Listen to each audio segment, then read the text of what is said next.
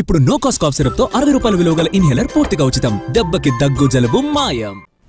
రాజకీయ లబ్ధి కోసమే జల వివాదం సృష్టిస్తున్నారని వ్యాఖ్యానించారు మంత్రి లోకేష్. తెలంగాణ దాటి ఆంధ్రాకు వచ్చిన తర్వాత ప్రాజెక్టు కడితే తప్పేంటి అని ప్రశ్నించారు. రాయలసీమ లిఫ్ట్ ఇరిగేషన్ నుంచి కూడా నీటిని రాయలసీమకిచ్చే ప్రయత్నం చేస్తున్నామని అన్నారు.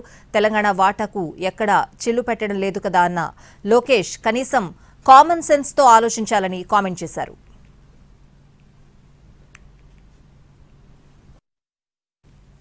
పొందేదానికి కొంతమంది దీన్ని వివాదం చేస్తున్నారు.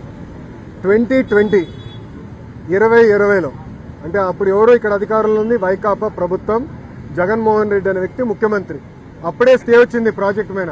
అది తీసుకొచ్చి ఇప్పుడు వచ్చినట్టు చెప్తున్నారు ఎవరు వైకాపా నాయకులు. నేను ఒకటే చెప్తున్నా, మనం ఇప్పుడు చేయబోయే ప్రాజెక్టులని ఆంధ్ర రాష్ట్ర భూభాగంలో చేస్తాం.